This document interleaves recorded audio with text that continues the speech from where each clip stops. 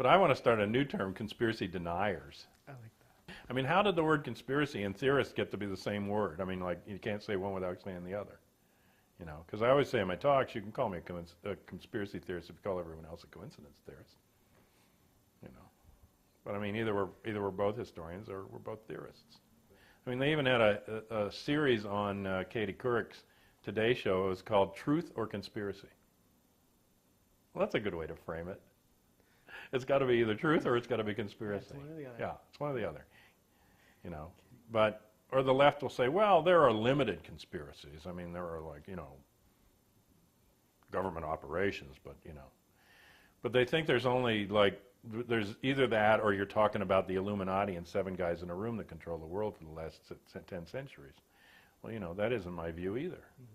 I agree with Ishmael Reed in Mumbo Jumbo. He has this opening quote, and he says, the real history of the world is a history of competing conspiracies. Yeah. Because conspiracy is just, in the Latin, conspire, to breathe together. Some people have worse breath than others. You know, and of course people conspire, we conspire, you know, in terms of those that don't like us. I mean, it's all perspective. To the British troops, weren't the American revolutionaries a conspiracy, and weren't they terrorists? Yeah, that was actually, wasn't that the first time they transferred the spelling over from the French version of terrorist over to the current spelling was the British describing the Americans, because they wouldn't stand in a line like the British did. That's right. Shoot they wouldn't stand there trees and be shot. And that totally unsportsmanlike. Right. Well, and that continues up to the present day when they invaded Grenada and they talked about the die-hard Cubans. You know, die-hard Cubans. Well, which means that you won't get up and stand in front of my machine gun fire. You know, or you'll dig a tunnel under us like the Vietnamese and shoot us from behind. You dirty rats. You know, you're just supposed to stand up and die. Damn it. Well, you know, I mean, both sides play those games, but it's all a matter of perspective. And a terrorist, like they use the term themselves now, asymmetrical warfare. Well, what do they mean by that, asymmetrical? It means that one side's not balanced with the other, which is the point. I mean, of course the American colonists didn't have the wherewithal that the British military did. So they developed a different kind of warfare based on what they had and what they could do, and on their own protection as a smaller force. You know, so yeah, it's guerrilla war or, you know, insurgency war, or, you know, and you can call it terrorist, but I mean, is it any less terrorizing when this huge military force comes in? You know, were the people in Nicaragua terrorized by what we did there with the Contras? You know, did we terrorize people in other parts of the world when we bombed them? You know, but what they mean classically now by a terrorist, it just means that there's a small faction who will use violence, you know, and often violence that kills civilians, but that's not even separate from current warfare. The level of civilian deaths in World War I was 4%. By World War II, it had gotten up to 25%. By Korea, it crested 50%. By Vietnam, it was at 85 to 90%. Counterinsurgency war, which is basically the war in the post-World War II era, when you're not going to have whole nation states generally go against each other because they're too evenly matched. And there's, you know, I mean, and the kind of weapons now that are at people's command. I mean, we now have what they call a generation of near nuclear weapons. And they have the same physical effect as a nuclear weapon or worse, but they don't have the radiation. That's like these fuel air bombs that were tested in the Gulf War that create the equivalent of a nuclear firestorm without the radiation, or what they're calling now, this cute term, daisy cutters. You know, bombs that just level everything and have the physical effect of the nuclear blast, you know, and the shaking of the ground and over a huge period, and level everything, you know, cut down to the grass level, you know. Anti-personnel weapons that are very, very devastating, that are only anti-personnel weapons. These cluster bombs that were used in Vietnam and again in Afghanistan, they were using them. They don't penetrate a tank tire or a Jeep tire, you know, or a tank tread. They They don't go through a sandbag. The only thing they penetrate is human flesh. They are specifically anti-personnel weapons. They are weapons that kill humans. And that's all they do. I mean, they would kill an animal, you know, and they probably do damage to a plant. They're not going to do anything to other machinery. And during Vietnam, because the way they'd make these things would be like one large bomb would drop. When it got to a certain altitude, the air pressure would cause it to burst open. And these little bomblets, as they called them, little bomblets, would come out with like airline, like ridges on them, so they'd flip around, you know, kind of like a curveball, you know, and go in all different directions, 360 bomblets per bomb. And they're flying all over. And then when they get to a certain level, they burst. And inside of them is all this shrapnel. And then the shrapnel spreads out, and, you know, they had others like these mines that they would leave on the ground. And then when you got near them, they'd pop up and then burst the shrapnel all over you. So the Vietnamese got at least somewhat proficient in x-raying people, getting into their internal organs and trying to stop the bleeding. Honeywell, the producer, the contract producer of those specific kind of bombs, started making them out of plastic at the end of Vietnam. So they couldn't be x-rayed, and they couldn't save the people's lives. And I'm sure that there was a plastic version that was used in Afghanistan. Afghanistan already had 10 million unexploded landmines from the earlier war that we funded at the Soviet Union. So there were daily instances of people setting off those landmines. And there's still a tremendous amount, like 10% unexploded munitions in Vietnam, that to this day blow up, you know, when you drag a plow through the wrong part of the earth. And, you know, and there's a landmine problem all over the planet. But Afghanistan had more than anybody else. So when the U.S. was dropping these food supplies in there, this pittance of food, I mean, 7 million people displaced, and they're dropping 30,000 food packets of food that they don't even eat, Pop-Tarts and, you know, peanut butter out in the desert, and, you know, stuff that they were feeding to their mules and, you know, horses. Not only, you know, were the color of the food bags the same color as the anti-personnel bombs, but also, who knows where the food's dropping? You go out there to get it, you could run into the landmine. So it's a nightmare world, and you can't use like normal rational logic about it. But if you're talking about, you know, well, a terrorist, because I think it was the White House spokesman saying, well, it's very simple to define a terrorist. Terrorist is somebody who, you know, kills innocent civilians. Well, then the U.S. is terrorist, because we kill innocent civilians in every war that we take part in. We've taken part in more wars, you know, than not since the end of World War II. We're directly responsible through covert operations and wars for at least 10 million deaths since the end of World War II. And that's Stockwell, the former CIA guy, talking from his figures, and anything else you really look at what we've done. So, I mean, if that's your definition of a terrorist, you know, then everybody's a terrorist, and there's state-level terrorism and individual terrorism. But more classically, what they want it to mean is small groups within a larger society that are using violence in an asymmetrical guerrilla war kind of thing to take on a larger force, either within their own country or in some cases in another country. I mean, the classic thing, though, was how do you throw colonialism off your back? It's got a larger military, but maybe it's a little more dispersed because the empire is large. So, you know, you stand up against it. And the human community knows what the cost of violence is. They know that it has a cost not only to those they oppose, but to those that are going to carry out the violence. And not just the cost that some of them will get hurt, but that there's a moral and spiritual cost to the individual who participates in violence and does the killing. And veterans know, I mean, the dirty little secret of war is that you take the dead with you.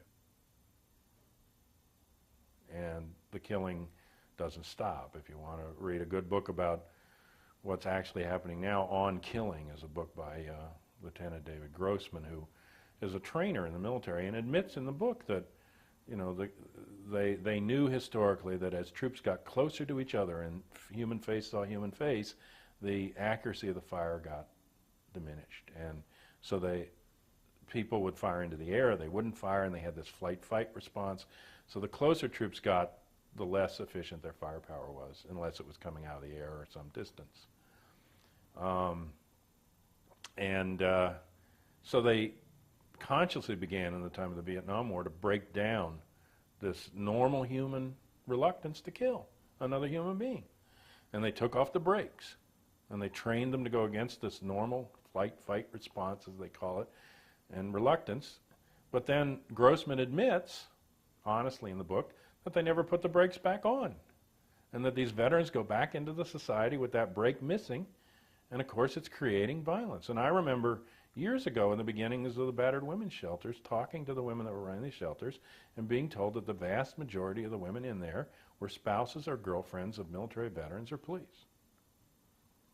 Okay, so and the human community knows this. I mean, even ancient tribal communities would have a cleansing ritual before you go into battle, and another cleansing ritual when you come back in order to reintegrate you into the society. You know, well, there's none of that now. You're just, as they used to say, you know, you were in Vietnam and then you were back in the world, as they called it, within 48 hours. And there was no transition. You know, and so people will bear a great deal before using violence. I mean, look at slavery. I mean, ultimately, outside of a few instances, I mean, it was not slave rebellions, you know, that eventually addressed the question. I mean, it was other political issues. But people will put up with a lot before a faction will then rise that'll say, well, let's use violence and let's throw off the yoke kind of thing. And even still, I mean, that segment will only be a small part of the population. But if the population has suffered abuse for long enough and injustice, they will give that segment support and sanctuary and sanction for a period of time in order to end the longer abuse. You know, people will put up with the short term. But they only have that support and that sanction as long as the broader abuse continues. If that ameliorates itself, if you restore justice, if you stop oppressing people, stop abusing and exploiting them, then they're not going to support the faction. And two simple examples right now in the modern world. One would be the militia here in the United States. They have that kind of an agenda. Let's go out, barricade ourselves with our guns and, you know, fight the government. Who supports them? They don't have any support because there isn't enough abuse, you know, to justify it. The IRA would be another example. There was a period in history, the British colonialism and the British abuses, but the IRA became popular in Ireland, you know, and had a lot of support. But in the last 50, 100 years, many of those conditions have changed. They're not perfect, but a lot of the raw abuses are done with, you know. And so there's still a segment who continues in that mode, but they've been forced to the negotiating table because they don't have the popular support anymore. Now, if you respond in kind to terrorism, you create more terrorists. Castro is a simple example of that. He goes after Batista. He goads Batista with a little attack. Batista over-responds. More people get hurt and get angry. They come over to Castro's side. Batista loses his moral authority and his leadership. Castro gains, and then he goads again. Okay, and eventually Batista collapses. Or look at Israel, where you have this constant tit-for-tat military response to, you know, some people throwing stones or people blowing themselves up in a cafe, you know, and you have this militarized response. Obviously, if war or violence was the way to peace, was the way to resolve things, the human community would have settled it long ago. But to any rational person, you can see that that's the dead-end way to go. You know, and you may have all the moral outrage and justification in the world for wanting this revenge, or this is all we can do, and violence is all that other guy understands, and all of that logic, but in the end, if you just step back, you have to be able to see that that's a dead-end proposition. It's not going to resolve the problem. In Paris, when they were doing some of the terror bombings in the 90s, the people carrying out the bombing attacks were the sons of Algerian freedom fighters from 20 years before, who had been killed by the French troops. So you get this generational rage response, and you create more enemies. You create new terrorists by responding violently to the first batch. And it's just a cycle. It's a cycle of violence. And the only way out of it is to break the cycle of violence, for one side to say, we're not going to play that game anymore, and to restore justice. If you restore justice, then you get to the root of the problem. If you maintain the injustice, maintain the arrogance, and just attack back, you're going to get more of the same in kind. And that's the lesson that nobody seems to have learned. But by now, in the 21st century, with the weapons at the level that they are, with the level of civilian deaths in war, war is just not a proposition. It's not. For the human community, for anybody that goes beyond me, mine, and the hell with you, for anybody that understands what us, ours, and let's cooperate means, for anybody that comprehends how societies work, I mean, just take it down to a neighborhood level. You know, Joe Schmo does something you don't like. Do you go over and burn down his house? No, I mean, you establish rules of law or procedure. You know, you have some kind of justice. Maybe one person recompenses the other. You negotiate something. If you go that other route, then you burn down his house, all of his. It's like the Hatfields and the McCoys. You know, so all the way from that level up, the way that you have peace in a family, in a neighborhood, in a community, or in a nation, in a world, is that you establish justice. You treat people right.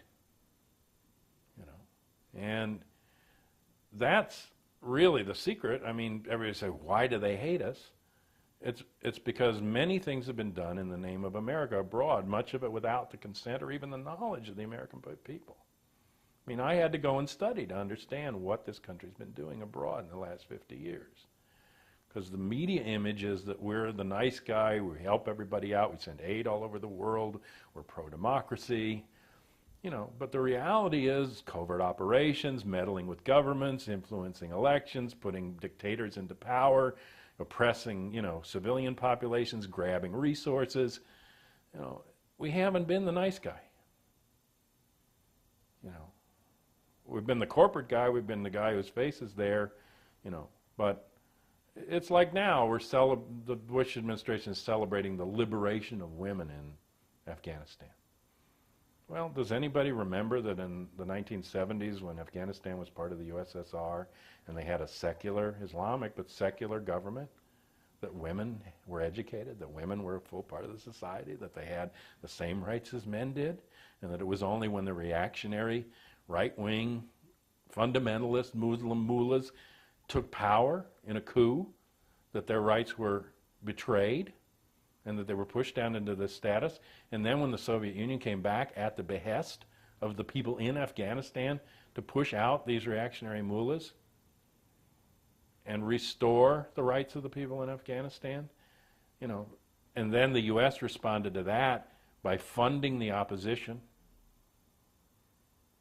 We funded the reactionary government that took away the liberation of women in Afghanistan.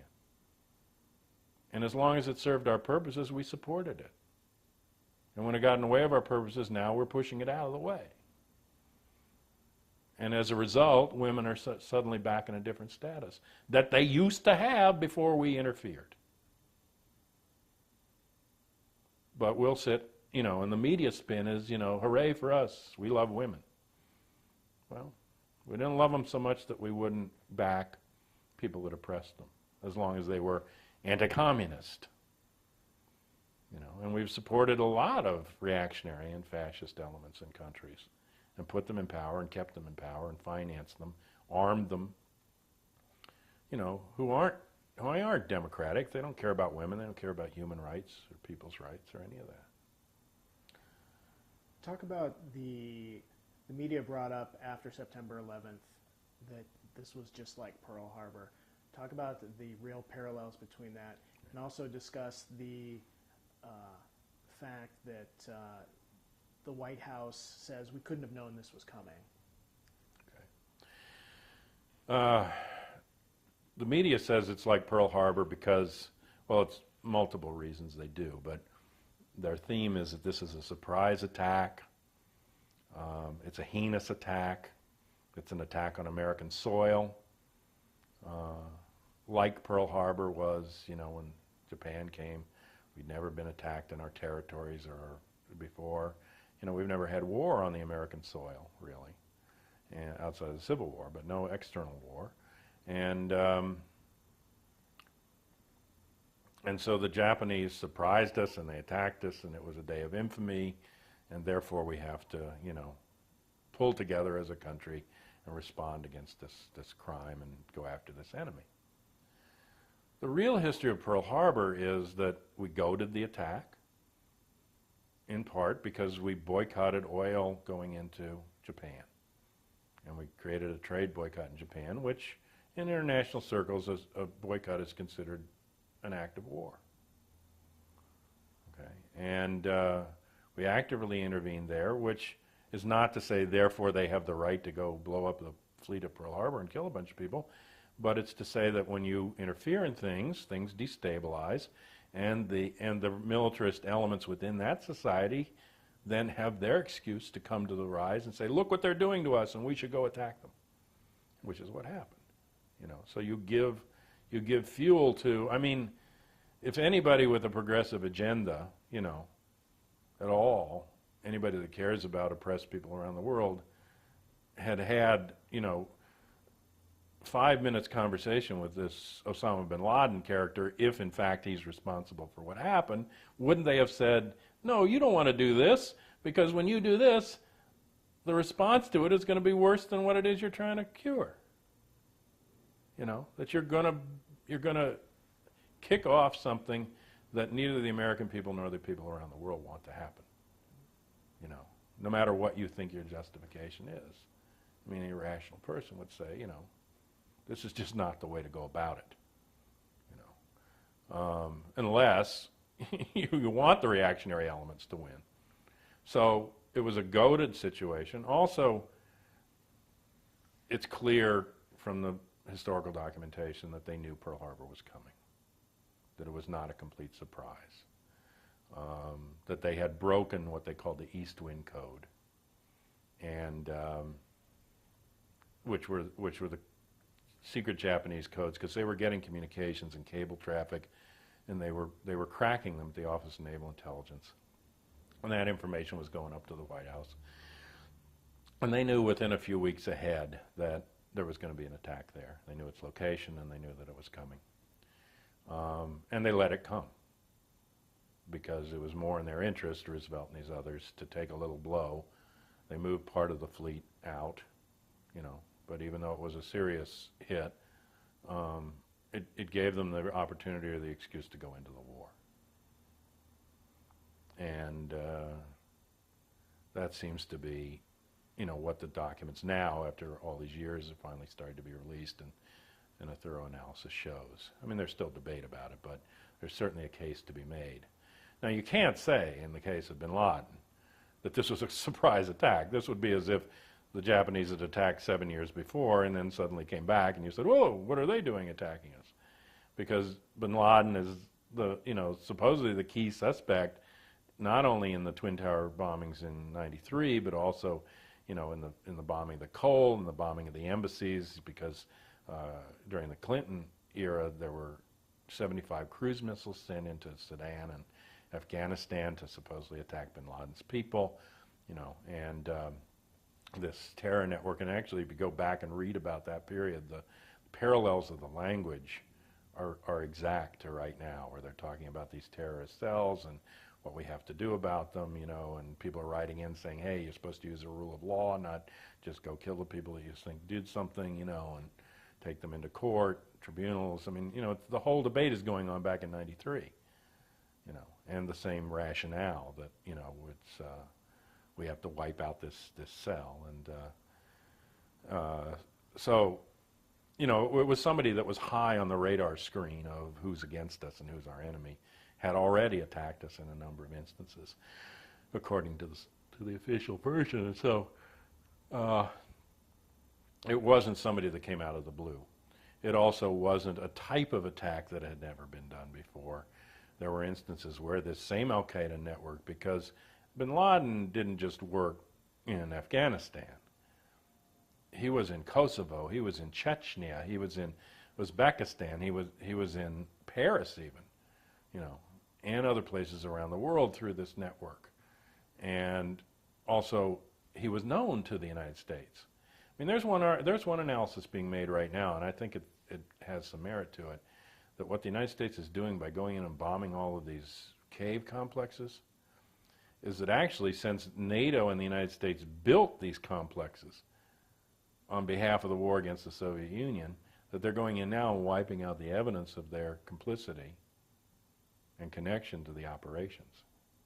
And they're going in and grabbing all these computers and documents and everything. That part of that is to clean up the history that exists right to the current day of a connection between Pakistani intelligence, U.S. intelligence, Saudi intelligence, and bin Laden and the Al-Qaeda and the Taliban. A lot of the left, to the extent that it's being conspiratorial at all, is saying that this is blowback, which is an unintended consequence of an intelligence operation. I don't believe it's blowback. I believe that bin Laden, had he been really acting as an independent element against U.S. interests, would have been wiped out. And it came as no surprise to me that we didn't capture or kill bin Laden. I said from the start that they would not. And they began to hedge their bets. They started at the beginning saying, we know who did this and we're going to go get him. Then they said, oh, we have to smoke him out and then we'll get him. Then they said, well, you know, he's only one among many and it doesn't matter, we'll get him eventually, we don't have to get him right now. Then they said, getting him isn't our mission. Then they said, we don't know if he's there or not. Then they said they don't know if he's alive or not. And now it's like, well, you know, we don't know, but we'll get him. Don't worry about it, we'll get him. We got other people to get now. Well, to me, he was always, from the beginning, worth more to them as a will-o'-the-wisp who can go into any country and then that country can be bombed, you know, than a dead slap. I mean, you kill bin Laden tomorrow, American people are going to say, breathe a sigh of relief and say, okay, our problem's solved. How are you going to convince them that you have to keep going? You know, so yeah, leave them alive. Almost everybody they've demonized in the current warfare scenarios is still alive and kicking around. I mean, you think about Noriega or Saddam Hussein or, you know, all these people that suddenly come up on the radar screen and they get to be the devil for their 15 minutes, you know. They really don't go get them. And so I don't think they really intended to. And I think that really goes all the way back even to Castro. Because Castro, I think, was useful to them. There were elements of the CIA that actually financed Castro into power. There was a certain segment that wanted Prius Sakaris and the mob guys, and then there were CIA guys that were running guns to Castro. In fact, Jack Ruby and a guy named McWillie were running guns for the CIA to Castro. And wanted him to come into power, but then what happened was the U.S. forces wouldn't finance him, and so he turned then to the east to get, you know, his support. But there's this whole story, and I'm sure you've heard it, that the mob and the CIA aligned at some point in order to kill Castro. And they had this Operation Mongoose, and they tried to tie Bobby Kennedy into this, and they tried to say that that was blowback too, that it fell, you know, it ended up with the same people that they prepped to kill Castro, killing John F. Kennedy, and then Bobby, you know, realized he was to blame. Bobby, I believe, was put into the CIA and Mongoose to stop it. I don't believe that the Kennedys knew that there were plans to kill Castro. Kennedys were very upset about the assassination of ZM when they found out that that happened. And when they had already stopped the raids on Cuba, and I think when they found out about Mongoose and to actually kill Castro, they went in and you know, put an end to it, and were actually trying to normalize relations with Castro, which was leaked. Part of how Kennedy got killed is that fact was leaked through the intelligence community to the anti-Castro Cubans, which infuriated them, and then that guaranteed their operation, on the mechanical level, their cooperation with trying to kill Kennedy. So I think many groups were involved by the people that actually killed Kennedy on the top, and the Joint Chiefs of Staff, involved rogue elements of the CIA, elements of the anti-Castro Cubans and the mob in the hit at the time on the mechanical level, so they could take credit then and pat themselves on the back. But later, if necessary, they could take blame rather than the blame. It's like the fingers, but you can't see the palm, the wheel of fingers. So all those are up there. But I don't think that was really true. I don't think they ever really intended to kill Castro. And these stories of exploding cigars and shellfish toxin, all this crazy stuff that they were doing, I think is just smoke. I think they sat up at nights, and thought of some nutty stuff to tell people that they were going to. When Giancana and some of the other mobsters, Marcello, were brought in the House Select Committee in the 70s and the Church Committee to look into these assassination plots, Frank Regano, who was the attorney to both Marcello and Giancana, told the story that Marcello went into the hearings, and coming out, he asked them, they were closed hearings, and he asked them, what did they want to know? And Marcello said, oh, they want to know about, were we part of a plot to kill Castro? And he said, well, what'd you tell him? He said, I told him the truth. He said, we were never trying to kill Castro. And I think that is the truth, that the Castro killing story was the cover story for them developing a domestic assassination capability that killed Kennedy. But if anybody ever asked what they were doing, oh, we're training to kill Castro. Because if they can kill Kennedy, they can sure as hell kill Castro. So why is Castro still alive? Because he served their purpose as the whipping boy, the immediate threat, 90 miles, from the Cuban Missile Crisis on, as a way to, which doesn't say anything about Castro himself necessarily, but it says something about how we use our enemies, how we create them, and what good they do us, or do the portion of us that want to make profit off of war, and the maintenance of social hegemony through war and warfare and militarism. And so in this same sense, it doesn't surprise me that they didn't get bin Laden, but bin Laden was on their radar screen. His organization clearly was, and there had been instances in the Soviet Union, in Chechnya, and in Paris where planes had been used as weapons by the Al-Qaeda. So even the method of attack was not unknown. I saw one thing, I've been able to verify it, but one report from somebody who said he was a longtime tenant of the building, of the Twin Tower buildings, who said that those buildings are in restricted airspace and they have surface-to-air missiles on those buildings to protect themselves. Well, I don't know if it's true, but I mean, it's sensible, Another thing to think about is, this is the World Trade Center, right? See, I started the Kennedy assassination work back in 1968, and Jim Garrison went after a guy named Clay Shaw. Clay Shaw was, in Europe, part of something that began under the title of Permanent Industrial Exhibits, or Permindex. And Permindex formed in Italy a group called Centro Commerciale Mondiale, which means World Trade Center. And the idea was to set up these trade centers so that international exhibits could become permanent in places, as a way for people to come and look at goods and buy the goods and sort of, establish these trade relations at fixed locations. There was one in Dallas. That was where Kennedy was supposed to give his luncheon talk, had he gotten there. There was one in New Orleans, where Oswald was leafleting outside and Clay Shaw was working inside. But they come out of this beginnings as Permindex, which included very top money in the Italian infrastructure and a lot of fascists, a lot of the fascist money, in the post-World War II period. And Clay Shaw, despite his denials at the trial and the effort to block him by the CIA and others, block Garrison from finding it out, was a contract agent of the CIA and was regularly used by the CIA. And in fact, if you go and look at the documents that have been released now, they bear out Garrison and they show that CMC, Centro Comercial Mondiale, would put up money for specific trips that Shaw was making on behalf of the CIA and then reporting back when he was done from these international trips. So I would just say the world trade centers have had a great deal to do with the history of modern intelligence operations and policy, haven't they? I mean, what is this thing that every time there's like a major shift in power, it somehow involves World Trade Center? And so that's what got hit in New York. I looked up the firms that are in the building, and they were basically the Eastern establishment. You know, Morgan Stanley and the big banking firms and the stock exchange, and, you know, that's what fell down that day, you know.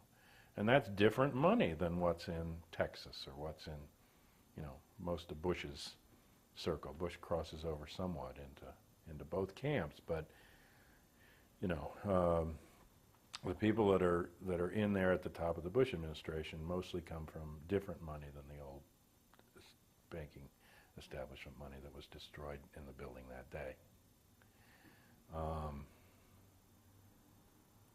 And there are international links between the Bushes and the Bin Ladens. There's long-time interconnections of the Saudi royal family, which is really where the Bin Laden's family is. It's Saudi family. These were considered Saudi Afghans, you know, and Saudi intelligence was putting up money to Bin Laden right through September 11. One of the main heads of Saudi intelligence was knocked off afterwards because he was pro-Bin Laden. Also, the head of Pakistani intelligence was lopped off in October on the basis that not only had he been the main funding conduit for Bin Laden and the Al-Qaeda, but he had also given $100,000 directly, I think in August, was when it happened to Muhammad Atta, who's considered the mastermind behind the plot that day. But that guy, even though he was knocked off of the head of Pakistani intelligence in October, in September, on the 4th of September, was here in the United States. He was here in the United States meeting with elements of the CIA and with Richard Armitage at the State Department. Richard Armitage figures into the old Iran-Contra scandal with Oliver North and, you know, and the other top guys in the company and the international drug trade stuff that they were involved with in the Contra operations. It's interesting now that it's come out in a Sarasota paper that Muhammad Atta was staying in Florida when he lived down there for a period in the house of one of the Iran-Contra pilots. So this may be the old Iran-Contra team internally working. And I was just told by a guy here in Seattle who's currently in the National Guard that the Delta Force was operating here in the United States after, like on and after September 11, and they're not supposed to operate internally. And Delta Force was Secord's operation. It's high level military intelligence, and you know, it's for international intervention. Delta Force ran the failed helicopter raid on Tehran, which I also believe was a planned operation, planned to fail, planned to embarrass Carter, because I don't think 8 helicopters can take Tehran. I'm sorry, even if they're full of Americans. What would Delta Force be doing right now since September 11th in the U.S.? Did they give you an impression of what that was? No, I guess it was security stuff, but I mean, you know, I think they're only designed to operate abroad. Right. That's my understanding anyway. And the secretary for Secord at Delta Force, just a coincidence, you know, I'm a coincidence theorist, was Linda Tripp, GS-16, you know, top-level Army intelligence operative from the Bush era who was left over at the Clinton White House, who was friends with Monica Lewinsky, who gave the tapes, suggested that she tape, and then gave the tapes to Lucianne Goldberg. Lucianne Goldberg has her own history going back to World War II. Her husband Arthur Goldberg and she were members of North American Newspaper Alliance, and that's how she identified herself when she came to the fore in the scandal. She is a public relations and disinformation expert, in my view, an intelligence operative who's worked on the inside for years. But she was, among other things, a public relations person for Mark Furman, the racist cop in Los Angeles in the O.J. Simpson trial. But in the post-World War II period, Arthur Goldberg, her husband, worked directly. NANA was formed out of Lord Beaverbrook and British naval intelligence circles, and Lord Beaverbrook, who ran the London Sunday Times, as a cover for intelligence agents to go abroad as journalists, and also as a way to plant intelligence disinformation stories through a supposedly legitimate news network. And so Nana had operatives all over the world. Hemingway, for a period, worked with Nana. And he had worked also with U.S. intelligence and the French resistance coming into France at the fall of the Germans. And he worked there with David Bruce, who was his best man at his wedding. Bruce later was part of the CIA and the Middle East desk of the CIA. It was David Bruce and Kermit Roosevelt, Teddy Roosevelt's grandson, who later got a job with Saccone Mobil Oil, and Norman Schwarzkopf Sr.,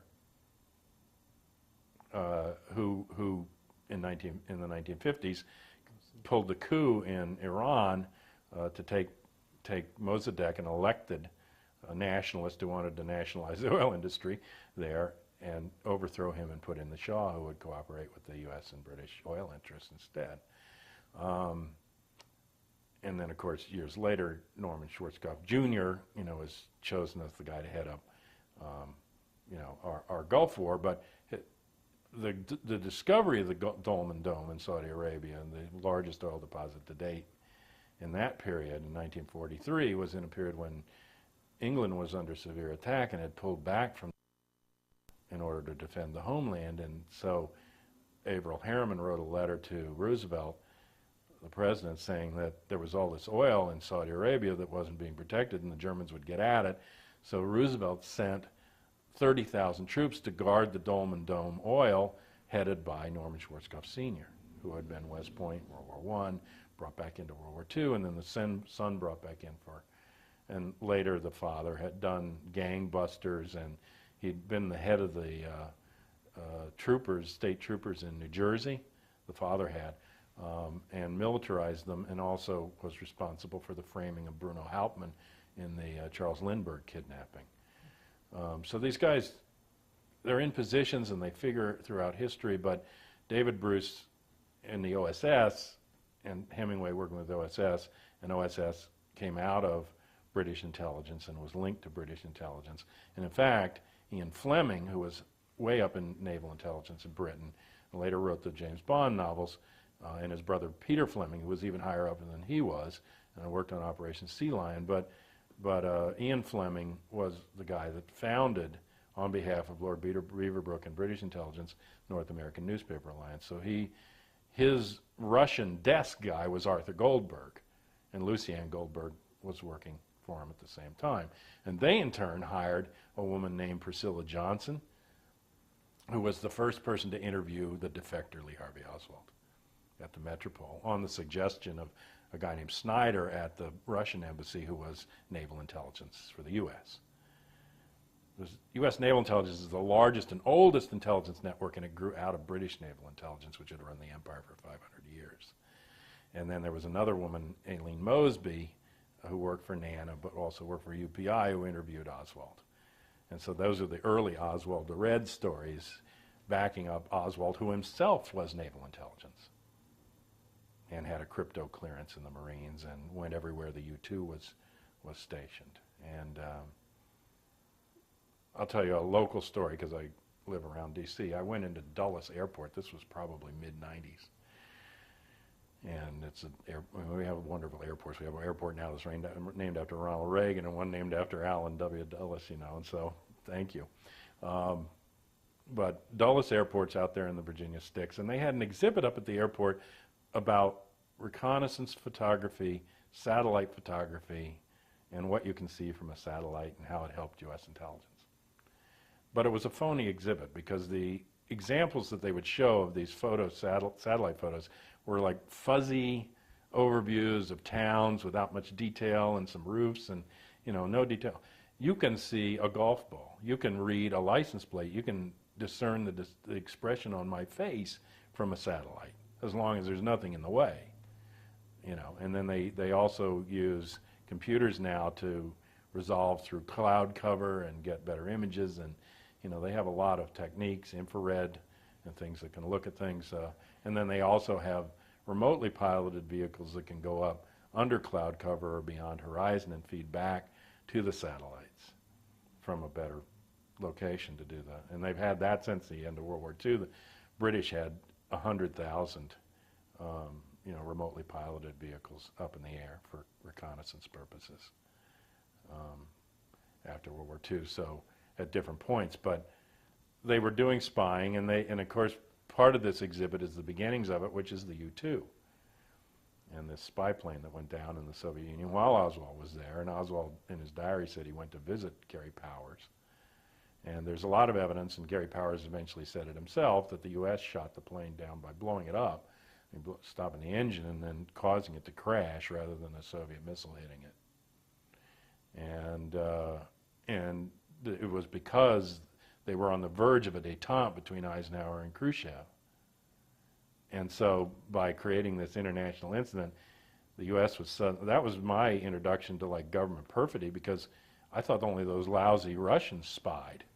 And now suddenly here we have to admit that we're spying, and we've been lying to the American public about what this plane was doing. And Adlai Stevenson is furious because they lied to him, and he's representing one thing in the UN and the other thing is true. And then Eisenhower has to make the admission, and then Khrushchev is furious, and the whole détente breaks apart. But Powers finally, admitted about 2 weeks before he died in this strange helicopter crash over Los Angeles when he was doing like traffic stuff from a helicopter. And 2 weeks after he said this on the radio, that he thought the United States brought his plane down, then his helicopter went down and killed him. But Gary Powers is there, and there's this incident with the U-2. So they show the U-2 model in this exhibit, and then they show a glossy photograph of some Quonset huts and some long trailers that they say are one of the pieces of evidence that led to the Cuban Missile Crisis, that these photos were trailers that were bringing the bombs in, the nuclear weapons, and they were being stored in these Quonset huts.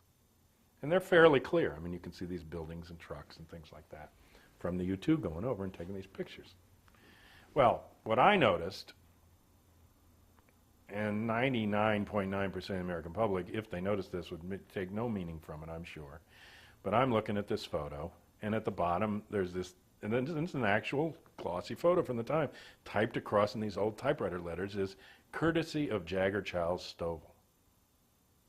Jagger Charles Stovall was a firm in Dallas that did photo analysis work for the Office of Naval Intelligence and the NSA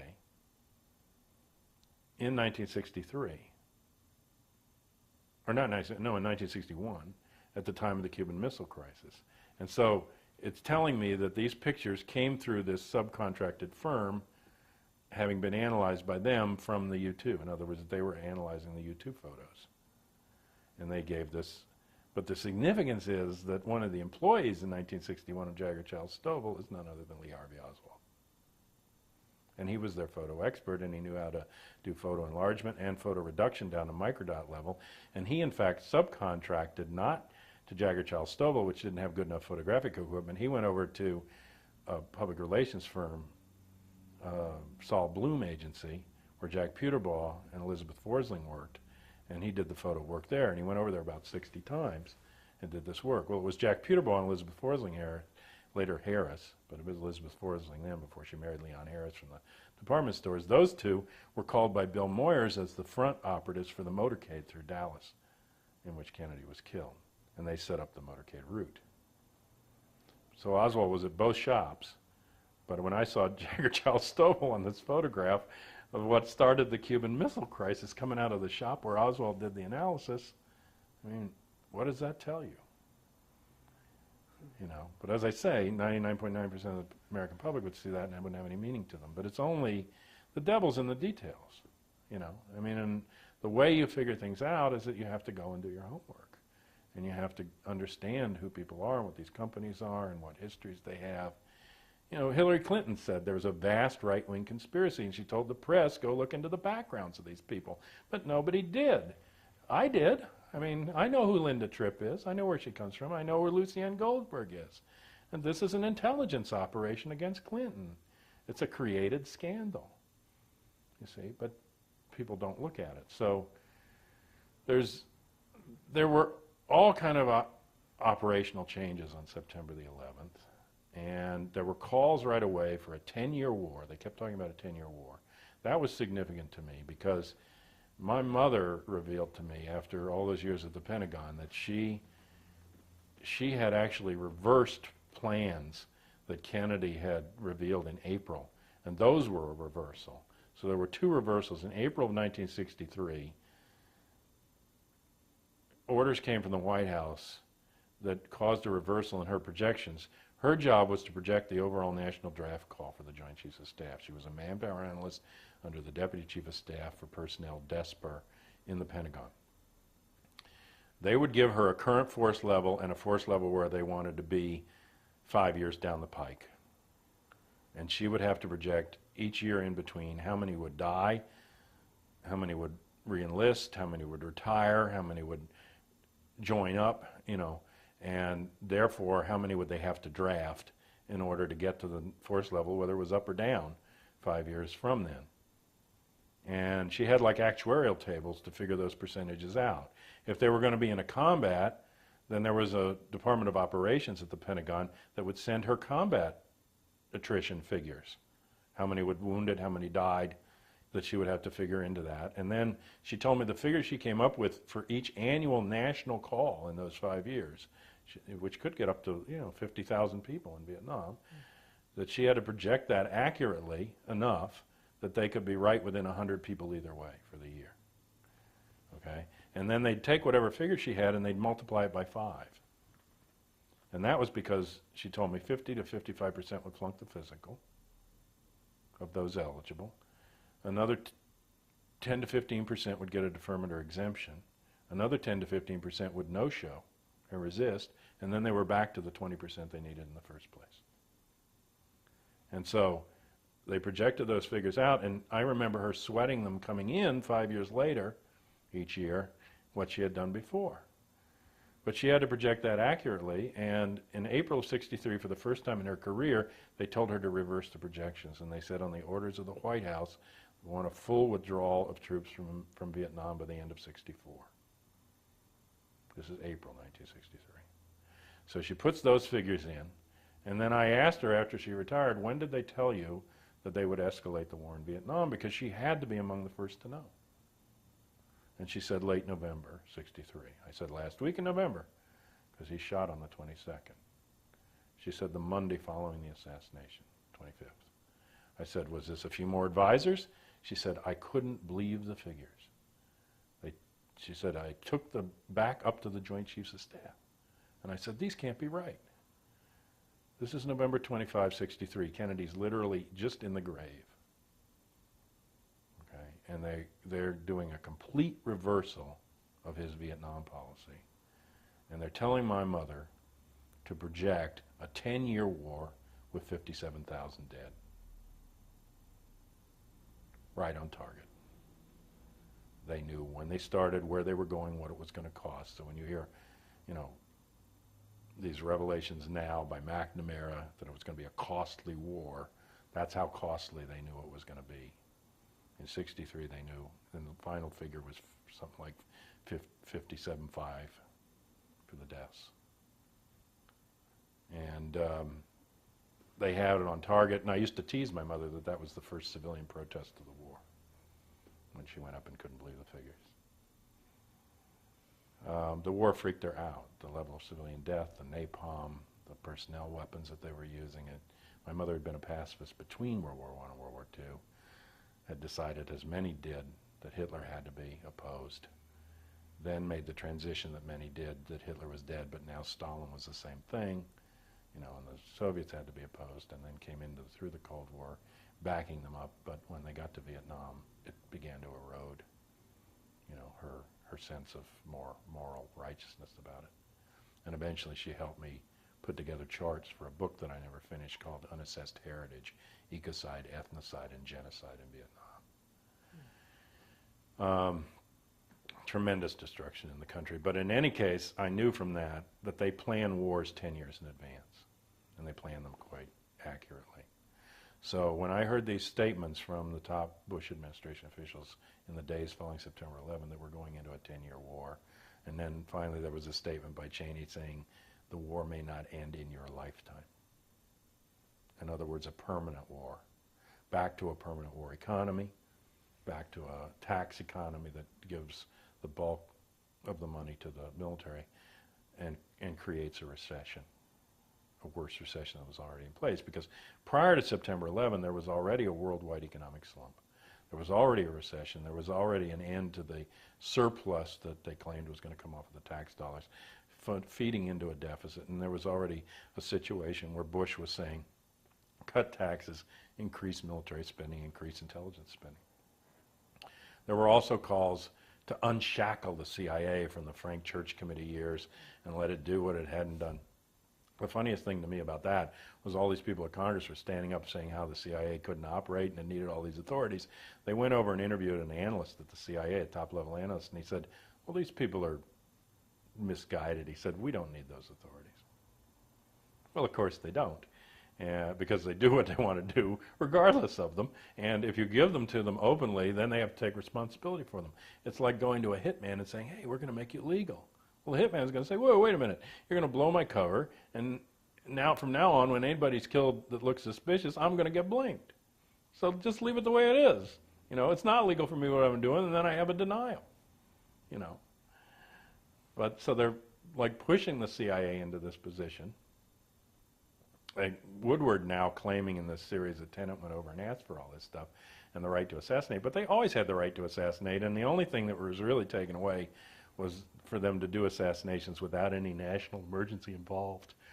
But Clinton put out orders to assassinate Osama bin Laden, and they were technically legal orders under the thing because there had been, you know, this attack and it involved national security. So they have the usual loophole for this stuff. It's just that they can't go into a country where they have nothing going on except their corporate interests and legally say, well, kill the ruler, we don't like this guy.